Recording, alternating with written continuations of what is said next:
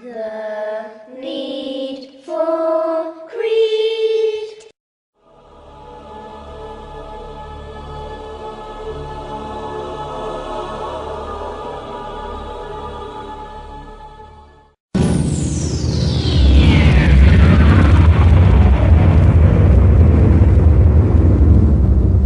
We shall show them our signs on the furthest horizons and within themselves until it becomes clear to them that it is the truth. Then God turned to the heaven when it was smoke.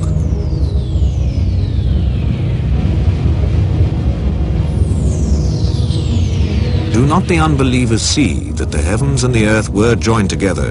Then we split them apart into many pieces.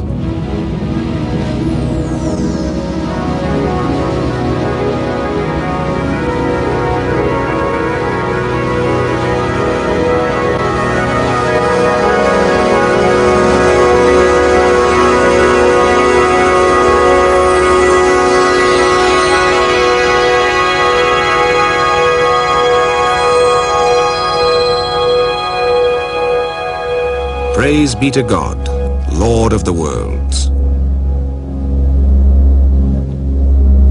You've just seen a visual interpretation of the Big Bang, a theory of the creation of the universe widely accepted by scientists today.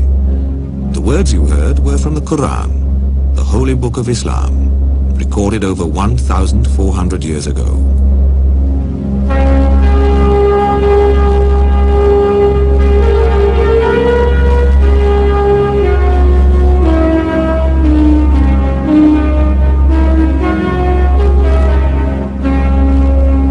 The Quran is the heart and soul of Islam. Muslims believe it to be the wisdom of God, revealed for all mankind through his prophet Muhammad. It would seem to make no sense to look for factual scientific information in a book that primarily offers spiritual and social guidance through revelation. Yet within the Quran are many verses containing descriptions of the physical world that are remarkably similar to those of modern science. These verses span a wide range of subjects, from the vast workings of the universe to minute details of life on earth. Do not the unbelievers see that the heavens and earth were joined together? Then we split them into many pieces, and we got every living thing out of water. Surat Al-Anbiya, verse 30. It is in the way the Quran approaches knowledge that it differs so much from modern science. The scientific approach is to isolate and analyze the specific, whilst the Quranic revelation always refers to the specific in relation to and as part of the whole pattern of creation. Today, science can explain many of the complex interactions which maintain the cycle of life on our planet. It's well understood how insects, animals and wind carry pollen from the stamens of one plant to the ovules of another.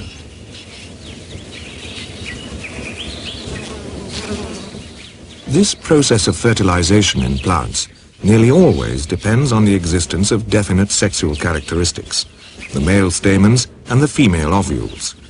Common knowledge today, but at the time of the Quranic revelation, such detailed information was not widely known.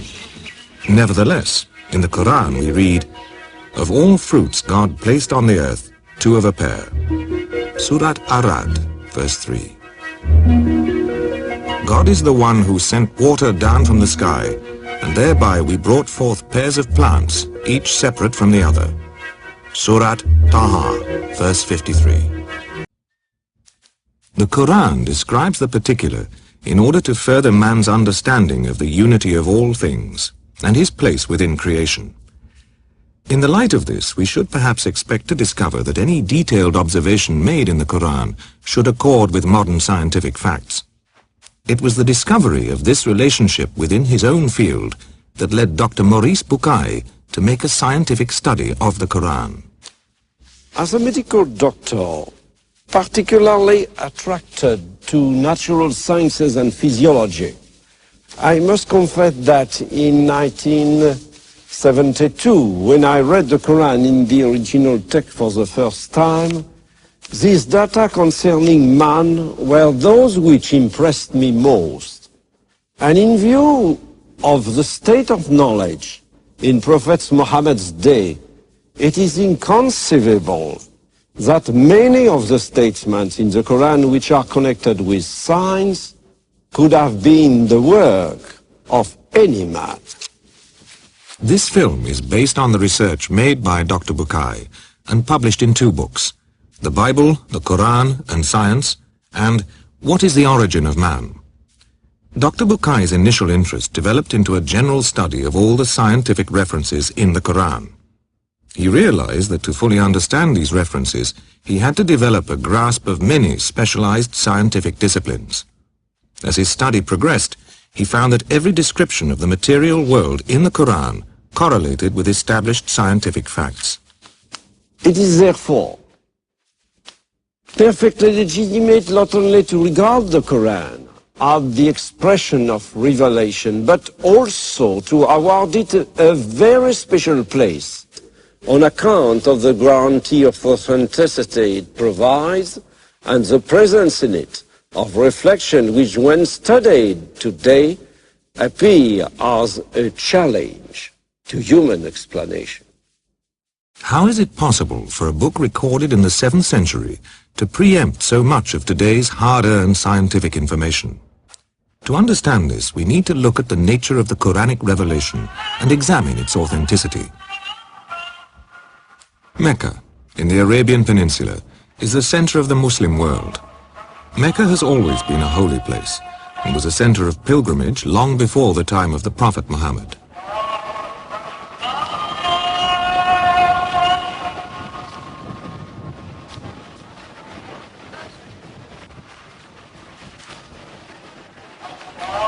It was here that Muhammad was born and grew up to become a highly respected member of the community and successful merchant trader.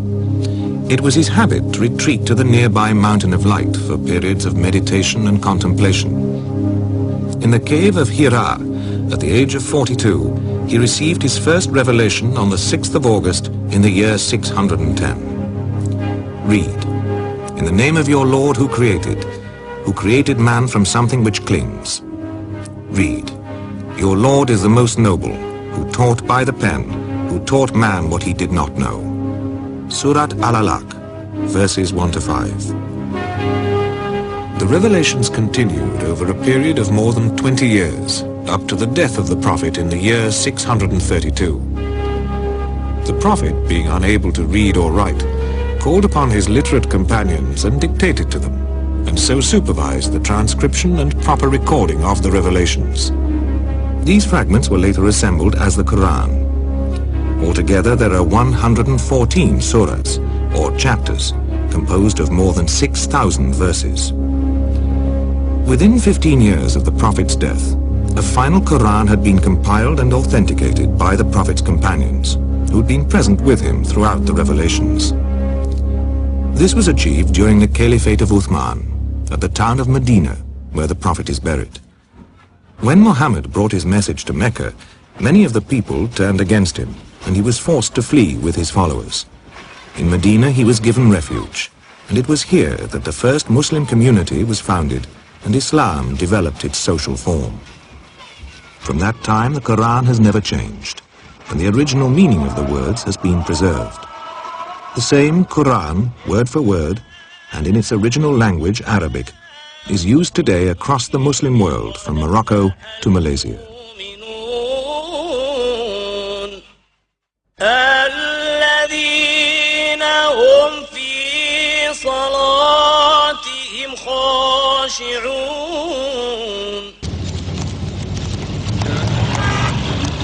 For the Muslim, the Quran is the book of wisdom, which guides every aspect of man's existence.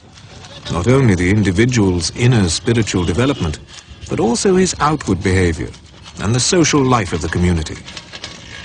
The form which governs all Islamic life is apparent in both the complex urban society of a city like Lahore in Pakistan and in the traditional village community.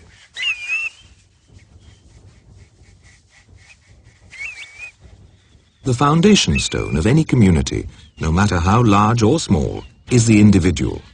It is the behavior of the individual which determines the social pattern, its strength or its weakness.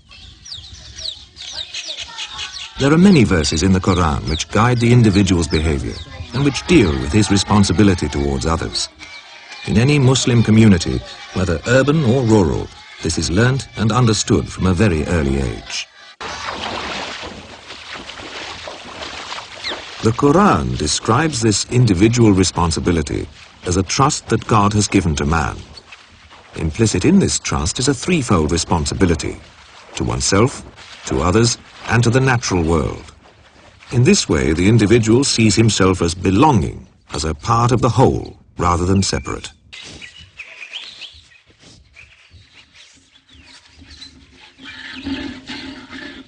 Through the reading of the Quran, even the most routine aspects of daily life are given meaning. The Quran was revealed 600 years before a Muslim scientist, Ibn Nafis, discovered the circulation of blood, and 1,000 years before William Harvey brought this understanding to Western science. Yet the process of digestion and the distribution of nutrients through the blood to the different organs and glands is described in this verse. Truly, in the cattle there is a lesson for you. We give you to drink from what is inside their bodies, coming from a conjunction between the contents of the intestine and the blood, a milk pure and pleasant to drink.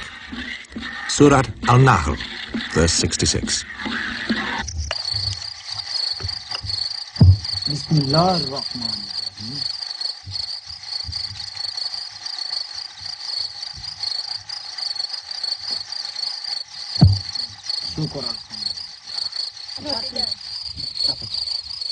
By accepting responsibility for his life, the individual becomes strong.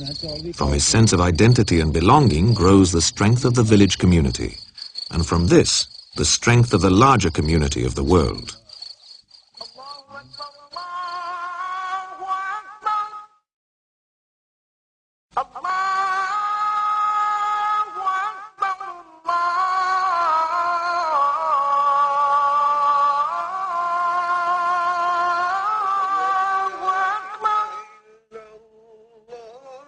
أشهد أن لا إله إلا الله أشهد أن لا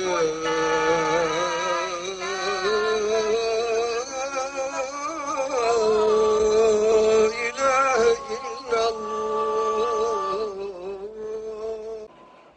The Quran is, of course, far more than a guide to social and moral behavior.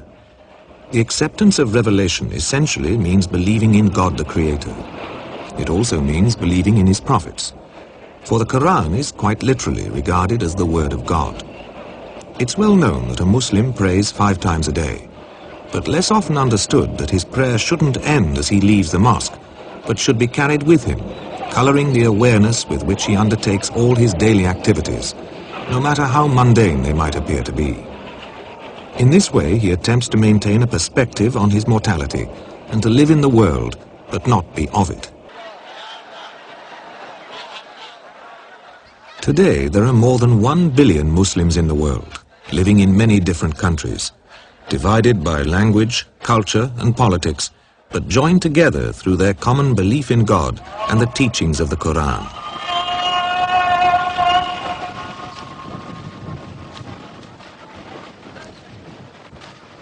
And this in an age when many people, particularly in the West, feel that scientific progress has cast irrefutable doubt on the value of spiritual teachings. Islam itself has never considered that there is any real contradiction between science and religion. The late Professor Ismail Faruqi was a highly respected authority on Islamic studies. To be a Muslim is to be a scientist, because you cannot be a Muslim if you do not fulfill the terms of the Khilafah. And the terms of the Khilafah are that you deal with nature, that you transform nature. Nature within you, and nature in other human beings, and nature outside, the trees, the mountains, the rivers, and everything. The whole of creation. So you've got to study nature in order to know its laws, its secrets, as it were, in order to deal with it and transform it. Also, another reason, nature is the creation of God. And God subhanahu wa ta'ala, Allah subhanahu wa ta'ala has planted in nature His sunan, His patterns. And therefore, to discover the patterns of nature is to discover the sunan of Allah, and therefore to glorify Allah. And so there are these two reasons why every Muslim must be a scientist. And this is why the Muslims have done wonders in science. Therefore, the Muslim goes to nature not because nature is an enemy, like, for instance, the Greeks did. The Muslim goes to study nature not because there is a jinni in nature which he is trying to master or to subdue. Not at all. The Muslim goes to nature because nature is a gift from Allah, which Allah has made musakhar, that is to say, subservient to man, in order that man may live and may fulfill the commandments of Allah. By observing nature, man has always learned to adapt it to his needs. Ancient irrigation systems are a perfect example of man turning observation into practical knowledge. It isn't necessary to have a scientist's understanding of nature to develop such basic technology.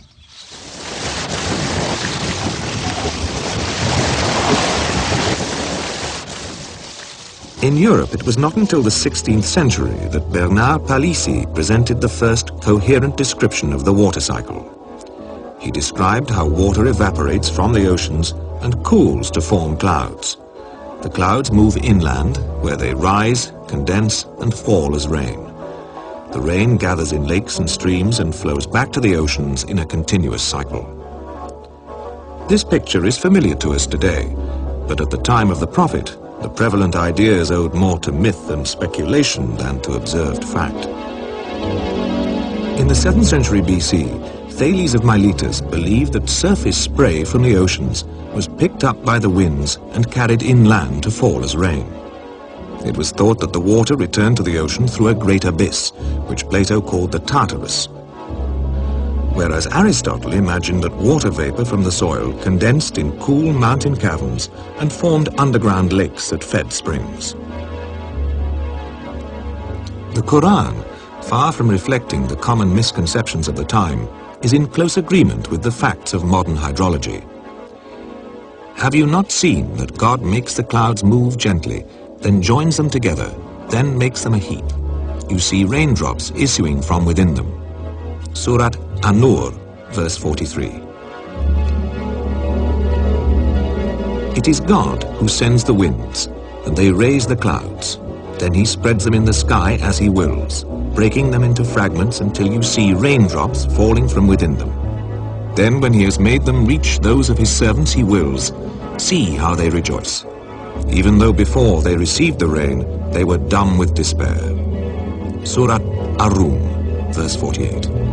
Science is the study of the material world and of the way in which the processes of nature work. Spiritual teachings, as in the Quranic revelation, present an overview. Have you not seen that God sent water down from the sky and led it through sources in the ground? Then he caused sown fields of different colors to grow. Surat Az-Zumar, verse 21. And among his signs, he shows you the lightning by way both of fear and hope. And he sends down rain from the sky, and with it gives life to the earth after it is dead. Truly in that are signs for those who are wise. Surat Ar-Rum, verse 24. The Quran asks man to look for signs within himself and on the horizons. To attain understanding, a man must use his eyes, his mind, and his heart.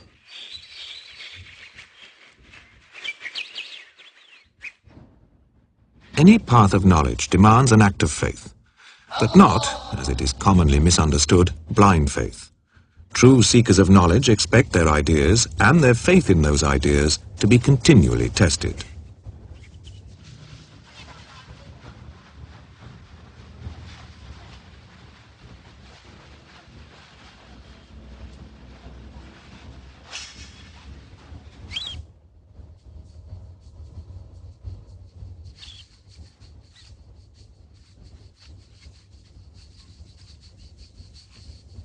In the short history of modern science, many ideas and concepts have been presented only to be discarded as new evidence points to a different truth. Nevertheless, there are many scientific discoveries that can be said to be undisputed facts. The fact that the sun is a direct source of light and the moon, having no light of its own, merely a reflective body, is common knowledge today and accepted without question. 1400 years ago, such specific details were not commonly known. Yet in the Quran, moonlight is described as munir, a word meaning to borrow or to reflect. The sun is compared to a blazing lamp, wahaj, or a torch, siraj, a precise and accurate description of the difference between sunlight and moonlight. Blessed is the one who placed the constellation in heaven and placed therein a lamp and a moon giving light. Surat Al-Furqan, verse 61.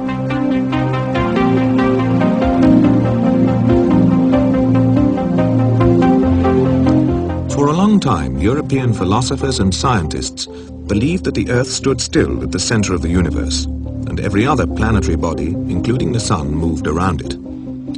In the West, this theory of geocentrism went unchallenged from the time of Ptolemy in the 2nd century BC right through until the 16th century, when Copernicus asserted that it is the Earth which moves around the sun.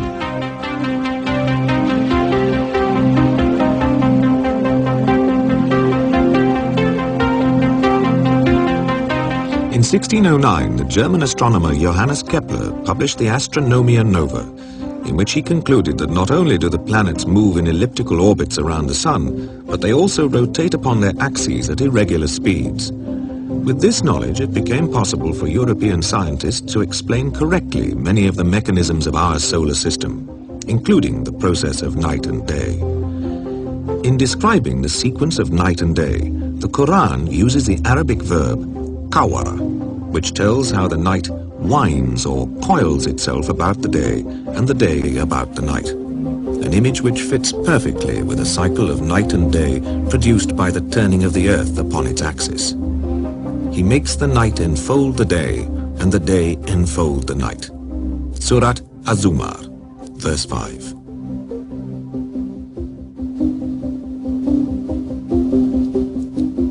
It is he who created the night and day and the sun and moon, all the celestial bodies traveling in an orbit, each with its own motion. Surat Al-Anbiya, verse 33.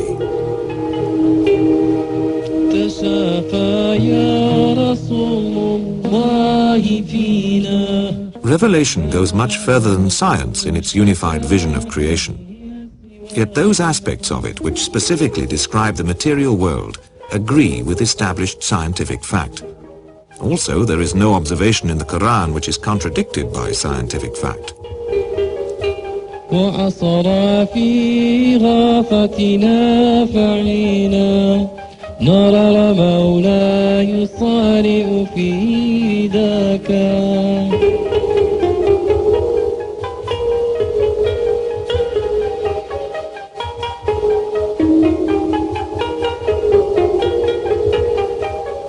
عليك الصلاة بين كل هن وعالك كلهم وما أنا ولاك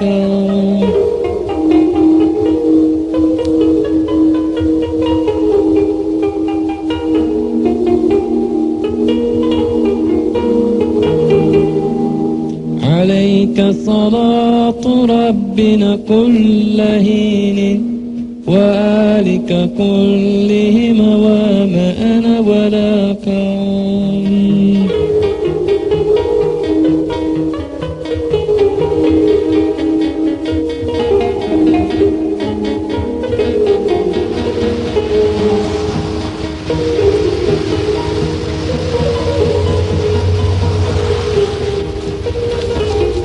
There is no genuine quarrel between the religious search for wisdom and the scientific search for truth.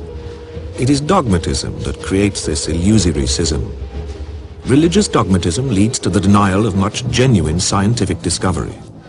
Scientific dogmatism often arises through an inability to distinguish between fact and theory. Nowhere does this become more apparent than in the controversy surrounding the theory of evolution.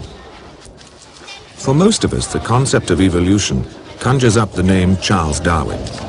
Now, here's Charles Darwin, and we want to remember him because he's the first person to think of a convincing mechanism to explain how evolution might have occurred. He called this mechanism natural selection, and he described it in his book. Who remembers the name of his book? He wrote a book called The Origin of Species. Right. He sailed in the Pacific to a group of islands called the Galapagos on his ship. Does anyone remember?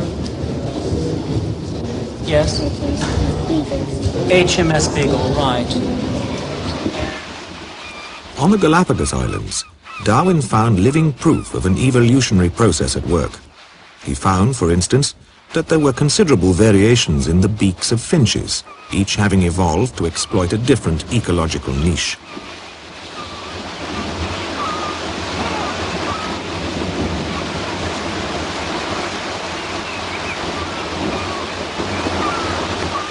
But the variations all occurred within the same species. Darwin was unable to find any evidence to support his theory that one species could evolve into another. He expressed his misgivings in a letter written to Thomas Thornton in 1861.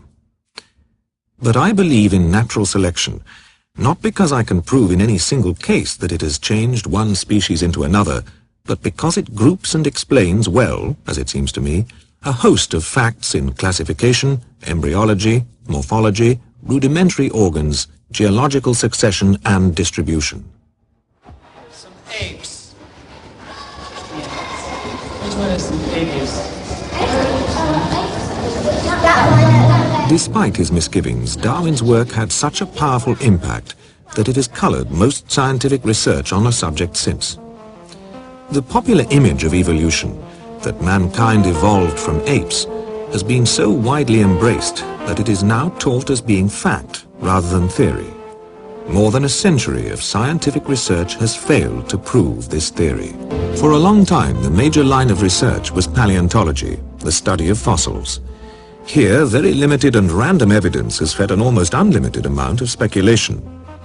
In 1971, Professor Grasset, who held the chair of evolutionary studies at the Sorbonne University in Paris for 30 years, wrote, "In the history of the primates, we must be careful not to take at face value the reconstructions of our ancestors based on a few scanty vestiges that were put forward in all seriousness by highly imaginative paleontologists. This explains why genealogical trees of man are quickly devised and just as quickly discarded. The most recent works on the subject appear to be fairly mediocre, even though they concern new and interesting discoveries. The researchers engaged in these studies have neither the knowledge or the good sense to interpret the discoveries correctly. The famous Piltdown Man hoax demonstrates the single-minded approach of paleontologists in seeking this speculative missing link. We created man according to the best organizational plan. Surat Atin, verse 4. In truth, we created them and strengthened all of them, and when we willed, we replaced them completely by people who were of the same kind. Surat Al-Insan, verse 28. Once again, the overview of the Quran and the facts discovered by research seem to match. But here the similarity stops. The Quran does not agree with the theories and speculations of the paleontologists. The latest support for the theory of evolution of species comes through molecular biology, in particular from the study of chromosomes and the genetic code.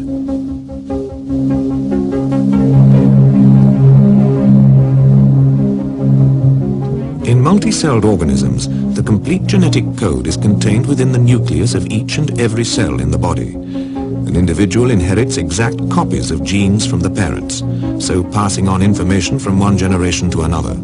The only way a gene can change is through mutation during the duplication process.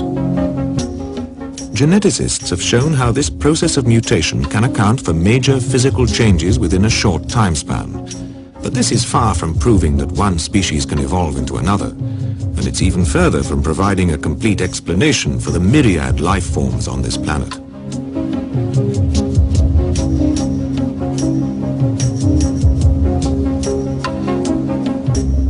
For multicelled organisms to change their nature and function, many different features have to evolve together. this needs fantastically complex genetic coordination. To attribute such coordination to random or chance mutation is a severe stretch of the imagination. Francis Crick, who's dominated the field of genetic research from the very beginning, acknowledges the severe limitations of the molecular approach. In one way, you could say all the genetic and molecular biological work of the last 60 years could be considered as a long interlude. Now that program has been completed, we have come full circle, back to the problems left behind unsolved. How does a wounded organism regenerate to exactly the same structure it had before? How does the egg form the organism?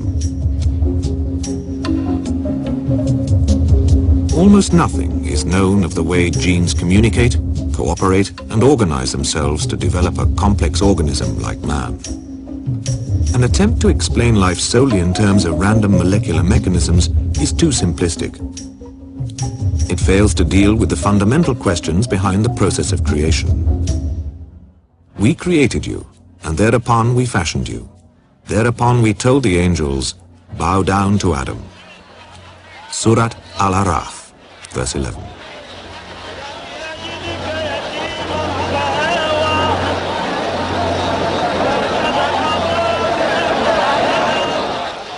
The spiritual concept behind the creation of man from clay or earth is well known. Science has shown how there is also a physical reality in this statement. The chemical components which form the human body are present to a greater or lesser quantity in the ground. God is the one who created you, then fashioned you harmoniously and in due proportion. Into whatever form He willed, He made you out of components. Surat Al-Infitar, verses 7 and 8. The creation of mankind as a species can be seen in microcosm with the creation of each individual human being. The Quranic verses dealing with the fertilization and development of the human embryo are stunning in their clarity and precision.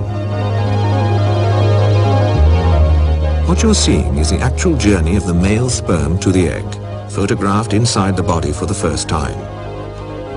God fashioned the two of a pair, the male and the female, from a small quantity of sperm when it is poured out. Surat An-Najm, verses 45 and 46. Then we placed man as a small quantity of sperm in a safe lodging, firmly established. Surat Al-Mu'minun, verse 13.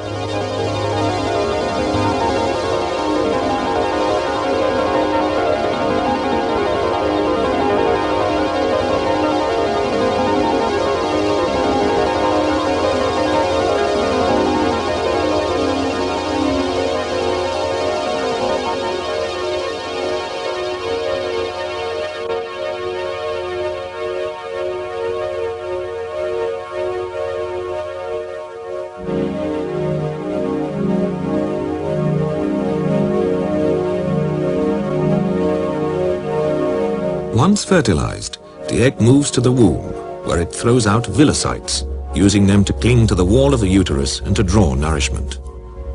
Read, in the name of your Lord who fashioned man from something which clings. Surat Al-Alaq, verses 1 and 2.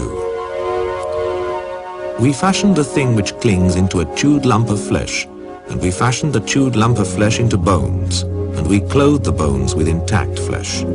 Surat Al-Mu'minun, verse 14.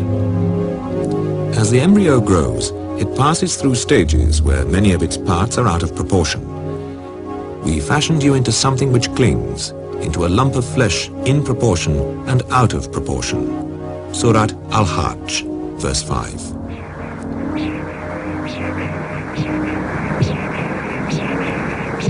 God appointed for you the sense of hearing, sight, and all the internal organs. Surat Al-Sajda, verse 9.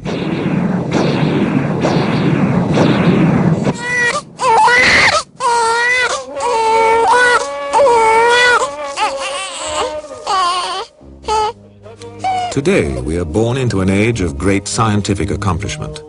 We've learnt about many of nature's infinitely complex mechanisms.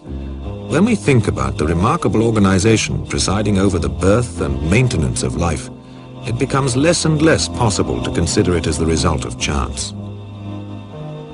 As scientists delve deeper into cellular and subatomic worlds and outwards into mysteries of the universe, they reach new and baffling frontiers of knowledge. The classical mechanistic view of life ceases to work, and scientists are confronted with questions that have traditionally been seen as belonging to the realm of spiritual and religious belief. It is certain that science, being a relative form of knowledge, will never be able to answer these questions. O assembly of jinns and men, if you can penetrate regions of the heavens and the earth, then penetrate them. You will never penetrate them, save with a power. Surat Ar-Rahman, verse 33. The realization that life can only be truly understood in terms of its interrelatedness and interdependence is the starting point of all religious and spiritual knowledge. The Quranic revelation is the most recent in a long tradition of revealed wisdom. It presents an overview within which all other ways of seeking knowledge, including science, can be guided towards a fuller, more complete understanding. The world is already seeing and suffering from the consequences of the lack of this unified vision.